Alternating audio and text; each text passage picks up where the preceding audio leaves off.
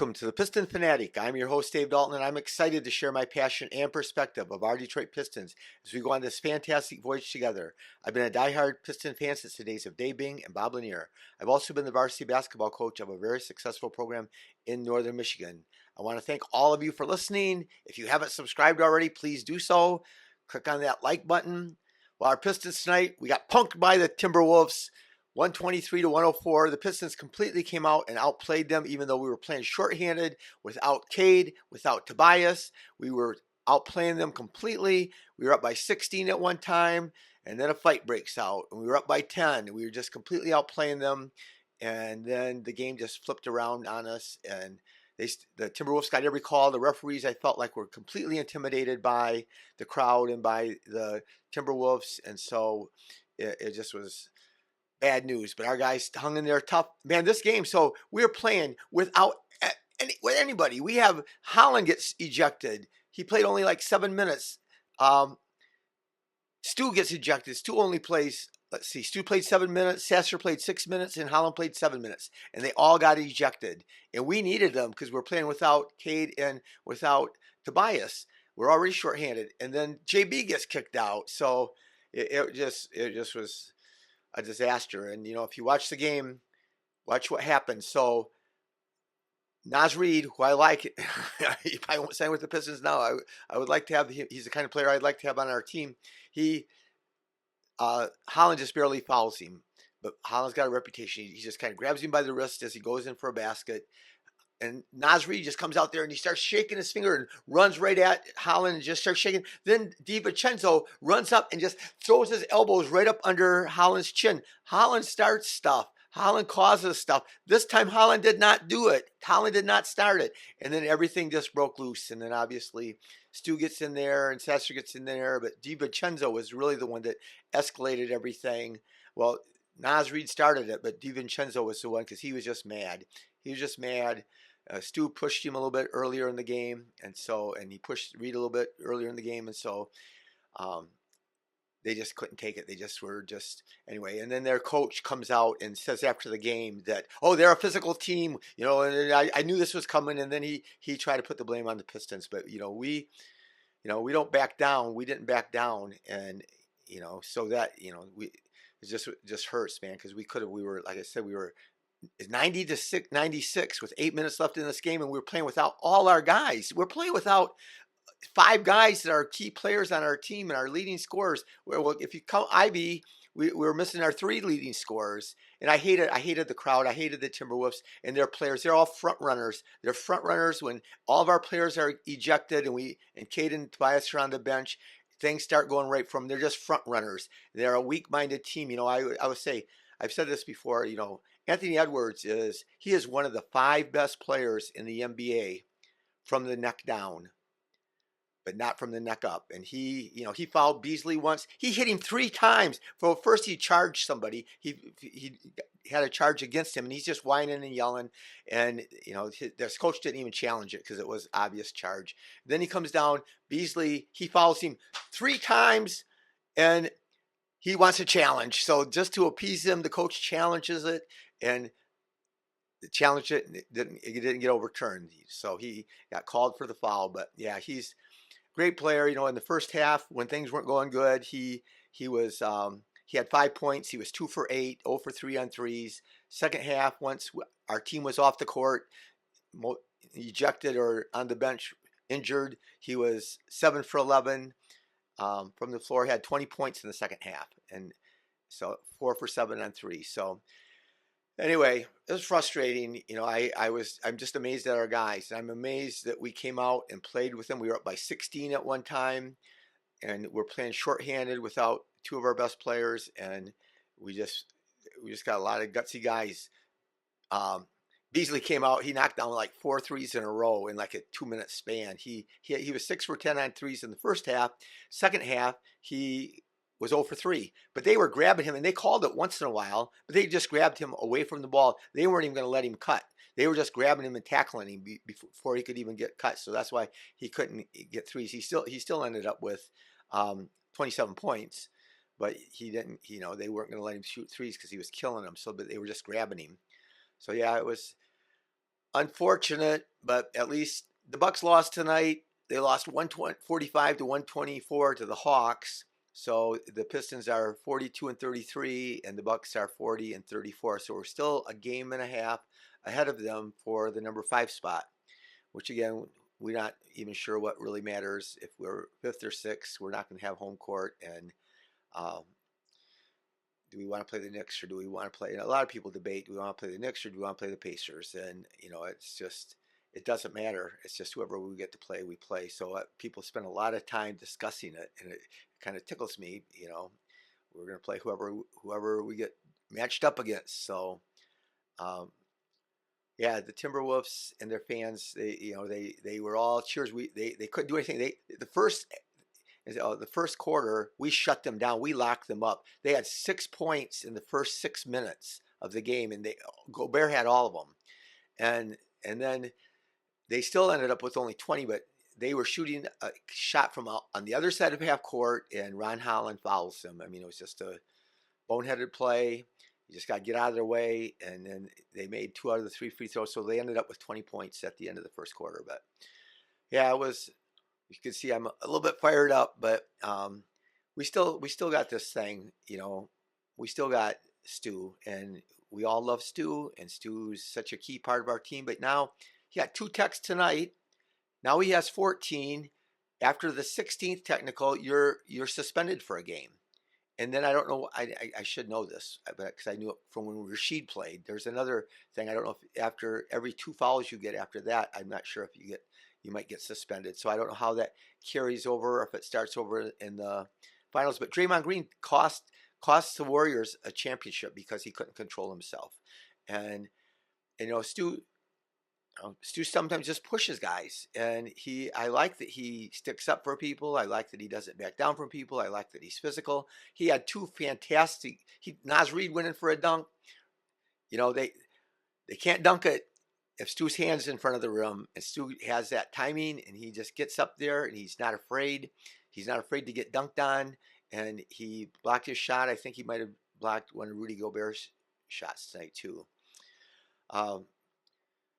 Boy, Sasser, he didn't have a great game. A lot of guys didn't have great games. So we shot terrible. We were in this game and we were shooting terrible. We shot 36%. 36% we shot from the floor. And we had a lot of guys that had bad games. We shot 32% on threes. But we only had 7 turnovers. But we had, just a bunch of guys that we needed to really step up. They didn't shoot well. So yeah, we were 16 up at one time. We were about 10 up when the fight occurred. Then, then things, they started feeling good about themselves, and our guys were tired. Duran got 5 fouls, and I don't know if it was late in the third or early in the fourth, he had his 5th foul. So we were shorthanded. B-Ball Paul, who's played great all year, didn't have the best game. He only played 12 minutes, but he still didn't. But we need you, Stu. We need you, Stu. We need you to be a little bit smarter. We need you to figure out how to be physical, aggressive, to stand up to people, but not do the little pushes and stuff. When he got the first technical, it was on Stu. When he got the second technical, he was just trying to stop the fight or, get in there and protect his teammates. So, but yeah, it was I don't care what the coach says. If you watch that tape, watch it. Watch what happened, how the fight happened. Reid comes charging at Holland, shaking his finger, and then all of a sudden, out of nowhere, DiVincenzo just comes up and just rams right into him. And when things were when the fight kind of carried over into the stands, Sasser kind of got a poke. I don't know if he punched him or not at DiVincenzo, but yeah, it was frustrating. And the Pistons are going to have that reputation, just like the bad boys. That's what everybody's saying, and so they're going to be treated like that, and Stu's going to be treated like that. But yeah, Sasser had this one move though. He came down and did a 360 on Gobert. He came up and then he spun all the way around to the left side, and he shot it with the right hand. I don't know if he could have made it or not, but he got fouled. He's got to be a better free throw shooter.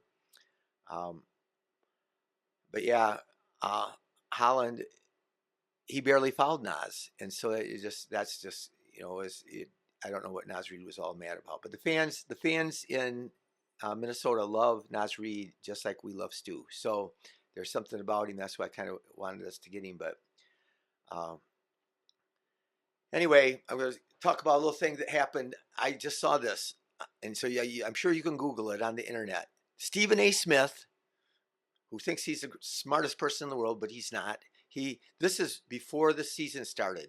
He's talking to Mike Greenberg is on the set. This is before the season started, and he's saying on the set, it's on televised, that Monty should get down on his knees and thank God for getting him out of that mess. That was a miserable situation, and that he should thank God for getting him out of that. That he knew that Monty knew that it was an absolute mess, and he regretted getting the job as soon as he got it. Well, he had that in his mind. He didn't want the job. We shouldn't have hired him. But Stephen A. Smith and Shaq and you guys, Stephen A. Smith, I'm sure he goes back on it. I'm sure he has said some good things about the Pistons or about Cade since then. But he said that our team was a mess. He said our team was miserable. He said our team, was terrible. And so take that, Stephen A. Smith. But he won't stand up to that. He always finds his little ways of cowering himself down and stuff. But anyway, let's go through the box score. Beasley, 38 minutes, 8 for 18, 6 for 13. Like I said, he was 6 for 10 on threes in the first half. He had that stretch where he made 4 or 5 in a row in the first half. He was 5 for 6 on free throws. They were just grabbing him all the time. 2 rebounds, 27 points. Sasser, 34 minutes. And I was going to say this again. I don't know if I already said it today. He gets screwed at both ends every game. Worse tonight than usual. He goes in for shots. He gets hacked all the time. And then he goes to the other end of the court and he gets these cheap garbage fouls called on him all the time. And I love Sasser. Not as much as, there's a podcast out there. It's called Locked On Pistons. But it shouldn't be called Locked On Pistons. It really should be called Locked On Sasser, because that's who they really cover on that podcast. And I listen to it every day. I listen to that podcast, but it really shouldn't be called Locked On Pistons. It should be called Locked On Sasser. So I just thought that was funny. But Duran only played 26 minutes because he got in foul trouble. I had a listener. I had 2 listeners. One listener saying that what's Duran got to do to get more minutes, and then another listener said, well, Stu's the one that should be getting more minutes. So he said, what does Duran have to do to get 30 minutes? Well, I'll say this about both of them. Both of them deserve more minutes, but the way Monty does it, they both play so hard. They both challenge for every rebound. They both are protecting the rim every possession. They got to run from baseline to baseline, where guards can go from 3-point line to 3-point line. And they're big bodies, and so I think it's kind of worked out that they play and split the minutes. Stu only plays like 19 to 20 minutes, and Sasser usually only, so whatever's left on that is, less than 30 minutes. So, but yeah, he played a lot of games. He plays only 26 minutes because he gets in foul trouble, and sometimes he makes some fouls that aren't. I like it that he's not getting all the illegal picks called on him like he used to do all the time, but. He played 26 minutes. He's 6 for 10. He's been doing this jump hook. He didn't necessarily make it all the time this time, but he really was effective, and I didn't mention it against Cleveland. He was doing his jump hook left and right-handed over Mobley and over Allen against the Cavaliers, and it's really a nice shot. I love that jump hook, and he has touch on it in good form. But he had 11 rebounds in only 26 minutes. 5 of them were offensive. He battles it. He fights for every rebound. He had 13 points. Hardaway. So here's the thing that Hardaway won the game for us against Cleveland, but tonight he was 5 for 14, and he has more 5 for 14 games than he does games like he had the other night. But he played 30 minutes.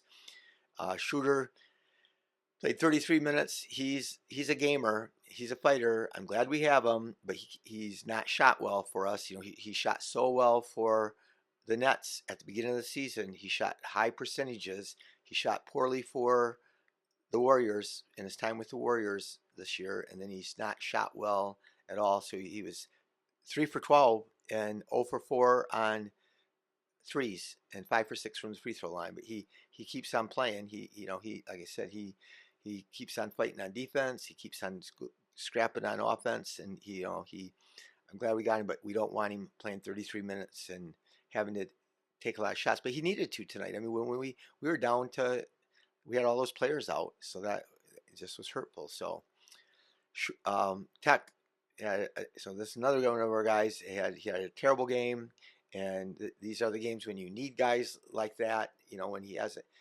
Usually he doesn't have to have a great game because we got all of our other guys, so he can have an off game here and there. But tonight he was 1 for 8 and 1 for 5 on threes, and he made that shot during garbage time. So they put him back in at the very end of the game, and that's when he made a shot. So he had 5 rebounds in that short in 23 minutes and 3 points, but we really could have used him to step up. Holland played only 7 minutes, so that's the thing. Stu and Holland and Sasser came off the bench, and so they missed the first part of the game because they came off the bench partway into the first quarter, and then they get thrown out right away. And so Holland only played 7 minutes, and we needed big minutes from him tonight. But he was only 1 for 4 and 2 rebounds and 1 assist. And so Stu played only 7 minutes. He was 0 for 2 and 4 rebounds and 1 assist, and he had 2 blocks in 7 minutes. He's 9th in the league in block shots, but I think if you went per minute played, he's at the top, or right. He's behind Wemby, but Sasser played only 6 minutes, so again we needed him tonight, and he was 1 for 3, 1 for 2 on threes. He had 1 rebound, 3 assists, 3 points. I see these roughs in these NBA games, and I feel a little bit bad for them because they're not tough enough. They haven't been around enough, or there are these fights. Everybody's yelling at them all the time. I do, I don't sound like it. I think the refs really handed them the game after the fight. They were getting every call. They were getting every break, and it's hard. You got the crowd just going hysterical on you. You can see it in their faces. They're just unnerved. The referees are, and yeah. Anyway, it's a hard game to ref. Like I said, no matter, every single time down the court, somebody's going, what? I got fouled, and you could probably call one every time. But anyway, Paul Reed played 12 minutes. He was 1 for 5, 0 for 2 on threes, 2 for 4 on free throws, 2 rebounds, 1 block, 2 points. That was one of his worst games. Disappointing day. We had that great day when Michigan State won on Friday, and we beat the Cavs on Friday, and then today Michigan State loses. They lost by only 6 points, but they had a stretch in the first, right at the beginning, towards the beginning of the game, where Auburn outscored them set by 0-17. So it's hard to win, and Michigan State got lots of shots right at the rim, drives into the rim, offensive rebound, putbacks. Just nothing would fall in for them. So,